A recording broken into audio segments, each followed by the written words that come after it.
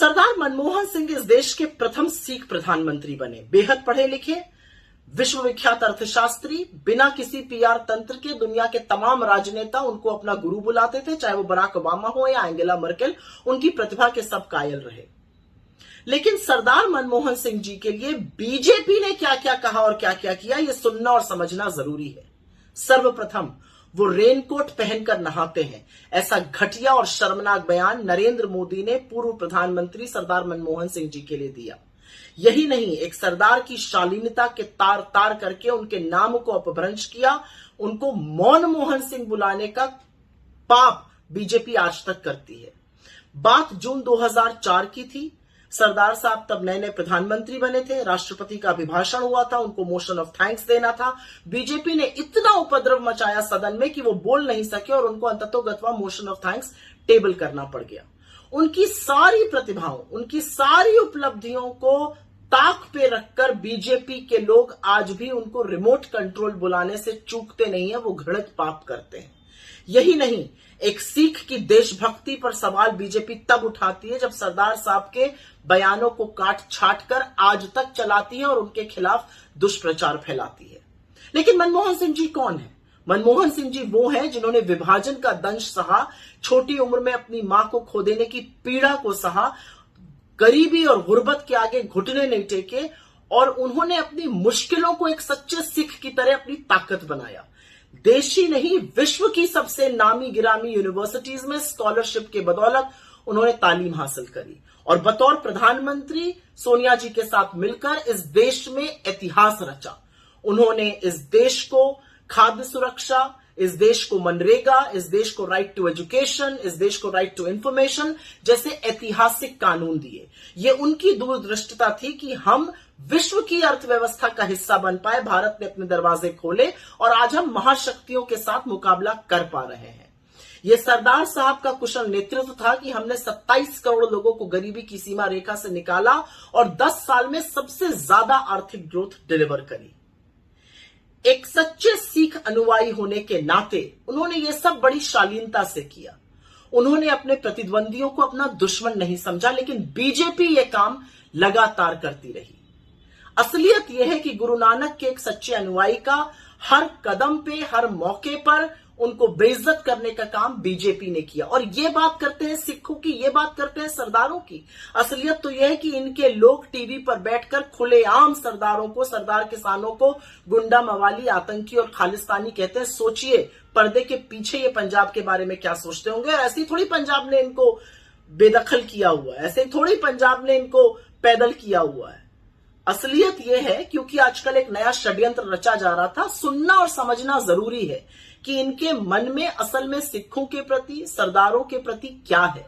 मैंने सिर्फ आपको एक यहां पर एग्जाम्पल दिया है कि देश के प्रथम सिख प्रधानमंत्री के लिए इन्होंने क्या क्या नहीं कहा और क्या क्या नहीं किया। यह शर्मनाक है। आज भी देरी नहीं हुई है, कान पकड़ के माफी मांगी है। सरदार मनमोहन सिंह इस देश के प्रथम सिख प्रधानमंत्री बने। बेहद पढ़े लिखे, विश्वविख्यात अर्थशास्त्री, बिना किसी पीआर तंत्र के दुनिया के तमाम राजनेता उनको अपना गुरु बुलाते थे, चाहे वो बराक ओबामा हो या एंजेला मर्केल। उनकी प्रतिभा के सब कायल रहे।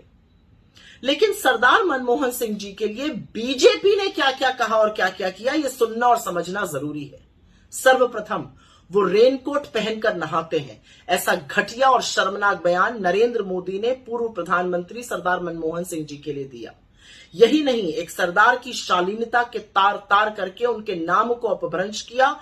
उनको मौन मोहन सिंह बुलाने का पाप बीजेपी आज तक करती है।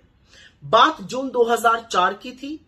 सरदार साहब तब नए नए प्रधानमंत्री बने थे, राष्ट्रपति का अभिभाषण हुआ था, उनको मोशन ऑफ थैंक्स देना था। बीजेपी ने इतना उपद्रव मचाया सदन में कि वो बोल नहीं सके और उनको अंततोगत्वा मोशन ऑफ थैंक्स टेबल करना पड़ गया। उनकी सारी प्रतिभाओं, उनकी सारी उपलब्धियों को ताक पे रखकर बीजेपी के लोग आज भी उनको रिमोट कंट्रोल बुलाने से चूकते नहीं है, वो घृणित पाप करते हैं। यही नहीं, एक सिख की देशभक्ति पर सवाल बीजेपी तब उठाती है जब सरदार साहब के बयानों को काट छाट कर आज तक चलाती है और उनके खिलाफ दुष्प्रचार फैलाती है। लेकिन मनमोहन सिंह जी कौन है? मनमोहन सिंह जी वो हैं जिन्होंने विभाजन का दंश सहा, छोटी उम्र में अपनी मां को खो देने की पीड़ा को सहा, गरीबी और गुर्बत के आगे घुटने नहीं टेके और उन्होंने अपनी मुश्किलों को एक सच्चे सिख की तरह अपनी ताकत बनाया। देश ही नहीं, विश्व की सबसे नामी गिरामी यूनिवर्सिटीज में स्कॉलरशिप के बदौलत उन्होंने तालीम हासिल करी और बतौर प्रधानमंत्री सोनिया जी के साथ मिलकर इस देश में इतिहास रचा। उन्होंने इस देश को खाद्य सुरक्षा, इस देश को मनरेगा, इस देश को राइट टू एजुकेशन, इस देश को राइट टू इंफॉर्मेशन जैसे ऐतिहासिक कानून दिए। ये उनकी दूरदृष्टता थी कि हम विश्व की अर्थव्यवस्था का हिस्सा बन पाए, भारत ने अपने दरवाजे खोले और आज हम महाशक्तियों के साथ मुकाबला कर पा रहे हैं। ये सरदार साहब का कुशल नेतृत्व था कि हमने 27 करोड़ लोगों को गरीबी की सीमा रेखा से निकाला और 10 साल में सबसे ज्यादा आर्थिक ग्रोथ डिलीवर करी। एक सच्चे सिख अनुयायी होने के नाते उन्होंने ये सब बड़ी शालीनता से किया। उन्होंने अपने प्रतिद्वंदियों को अपना दुश्मन नहीं समझा, लेकिन बीजेपी ये काम लगातार करती रही। असलियत यह है कि गुरु नानक के एक सच्चे अनुयायी का हर कदम पे, हर मौके पर उनको बेइज्जत करने का काम बीजेपी ने किया। और ये बात करते हैं सिखों की, ये बात करते हैं सरदारों की। असलियत तो यह है कि इनके लोग टीवी पर बैठकर खुलेआम सरदारों को, सरदार किसानों को गुंडा, मवाली, आतंकी और खालिस्तानी कहते हैं। सोचिए पर्दे के पीछे ये पंजाब के बारे में क्या सोचते होंगे। और ऐसे थोड़ी पंजाब ने इनको बेदखल किया हुआ है, ऐसे थोड़ी पंजाब ने इनको पैदल किया हुआ है।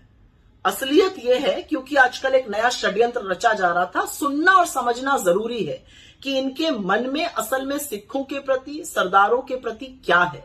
मैंने सिर्फ आपको एक यहां पर एग्जाम्पल दिया है कि देश के प्रथम सिख प्रधानमंत्री के लिए इन्होंने क्या क्या नहीं कहा और क्या क्या नहीं किया। यह शर्मनाक है। आज भी देरी नहीं हुई है, कान पकड़ के माफी मांगिए।